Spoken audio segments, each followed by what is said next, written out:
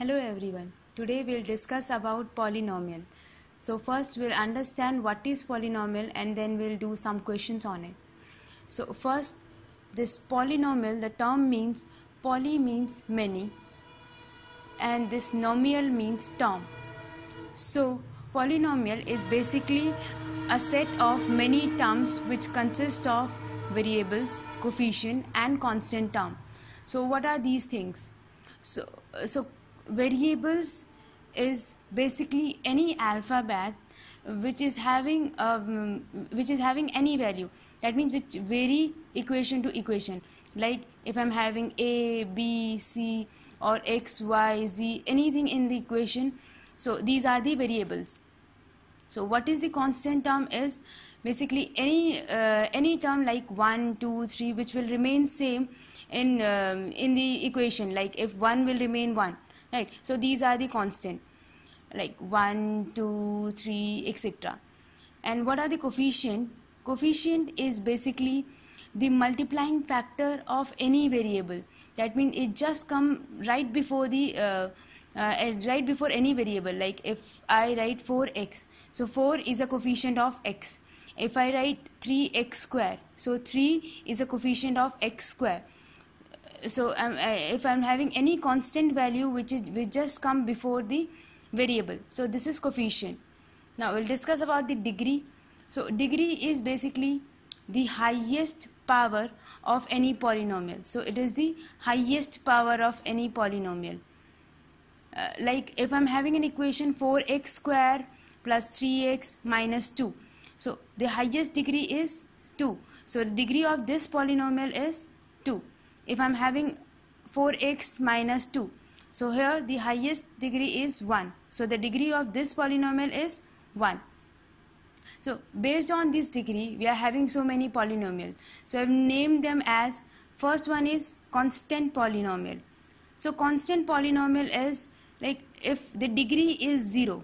The degree is 0 means, like if I'm having number 4, here I don't have any variable. I don't have x, y, z, any alphabet here.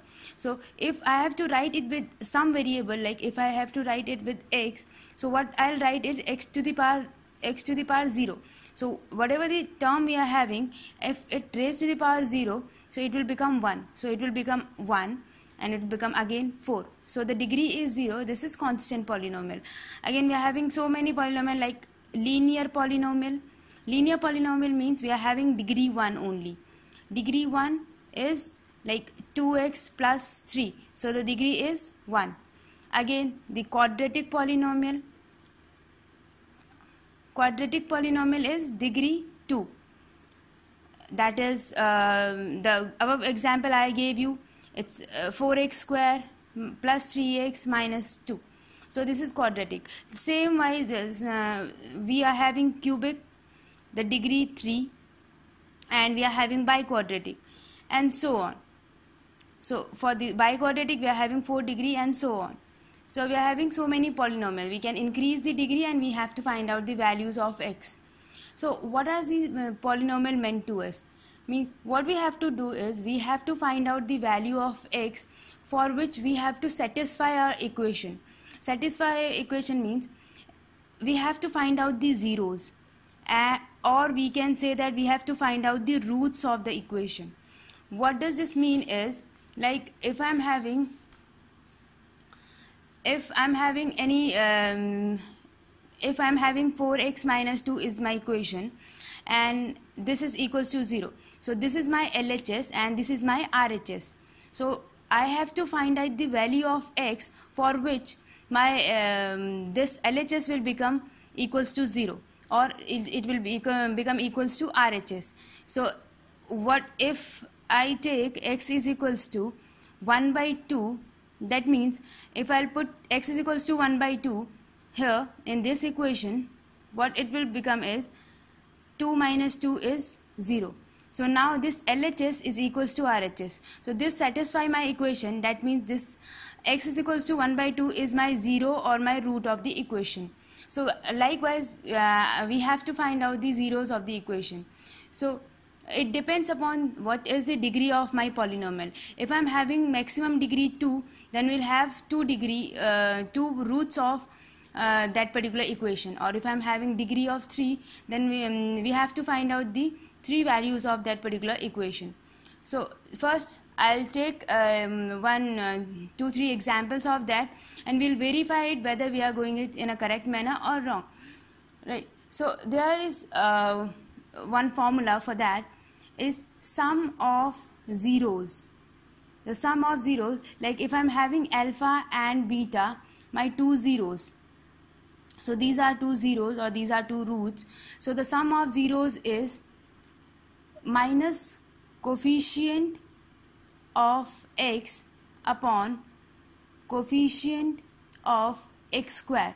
That means alpha plus beta, it should be equals to this one, right? So coefficient of x and x square, I'll tell you what it is, and then the product of zeros, that means alpha into beta, which is equals to constant term upon coefficient of x square. So like if I'm having an equation, let's take an example, x square plus 7x plus 12, which is equals to 0. So I have to find out these zeros, and then I have to verify whether these zeros are correct or not. So first I'll do the middle term splitting. So I have shown you how to do the middle term splitting in my earlier video. Quickly I'll do the same thing.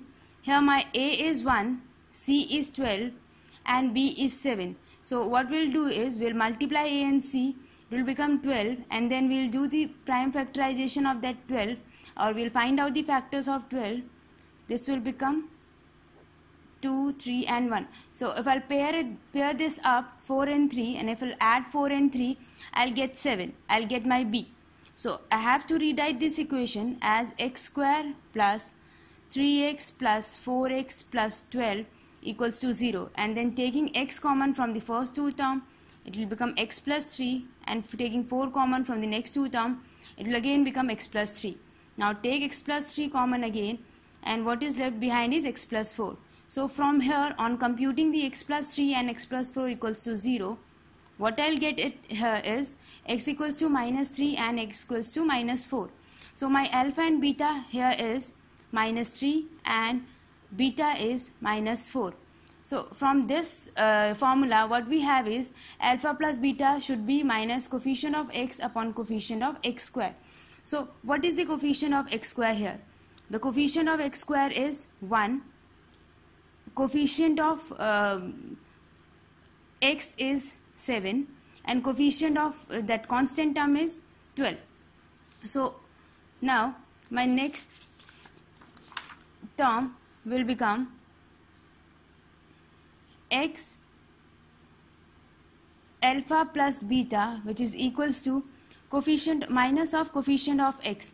Minus of coefficient of x is 7 upon coefficient of x square, that is 1. That means it should be minus 1. Now what was our alpha in the earlier question is, if I'll show you that this is minus 3 and beta is minus 4. Now here this is minus 3, this is minus 4.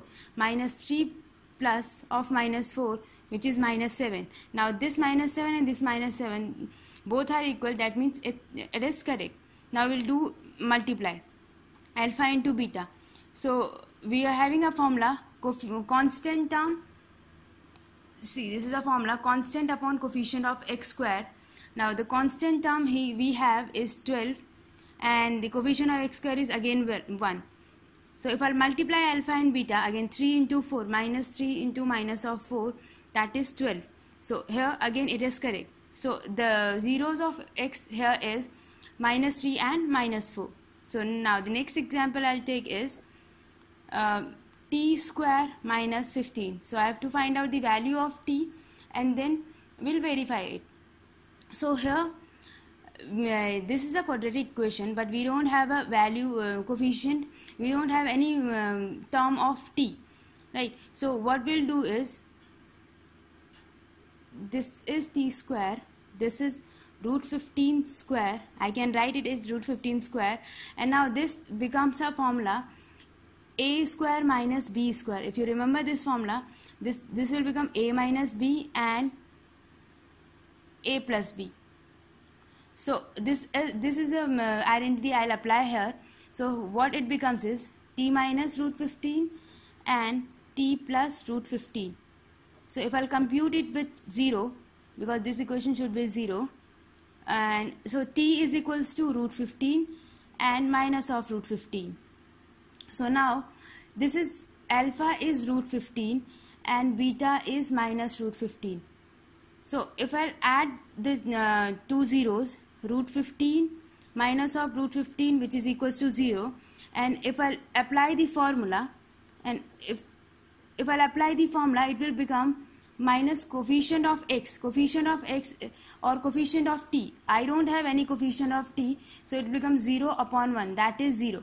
So this satisfies the first formula. And the second one is multiplication.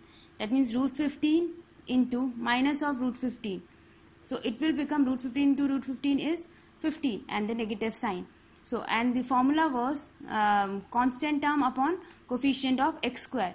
So what is my constant term here is minus 15, and what is the coefficient of t square, that is 1, so minus 15. So now again it verifies that the roots of this equation is root 15 and minus root 15. So if I'll take the another example, and this is 4u square plus 8u. So again it should be equals to 0. Now take because we don't have any constant term, so what we can do is we can take u common from the equation, and what is left is 4u plus 8 equals to 0. Again take 4 as well common, 4u, so u is left and 2 equals to 0. So now compute this with 0 and this with 0 again. So u is equals to 0 and u is equals to minus 2. So alpha is 0 and beta is minus 2. Now alpha plus beta is 0 minus 2 is minus 2, and according to formula alpha plus beta should be equals to coefficient of x minus of coefficient of x, that means minus of coefficient of u upon coefficient of u square, that is 4. So if I divide it, it will become minus 2. So minus 2. So the first it verifies that, and the second is alpha into beta, that is 0 into minus of 2, that is 0. That means according to formula what we have is constant term, that is 0, upon coefficient of u square, that is 4. So it is 0. So again it satisfies 0. So here in this video I told you how to solve a quadratic equation or quadratic equation only, but in the next video I'll show you how to solve a cubic equation with that, and I'll tell you what is the formula for that. Thank you.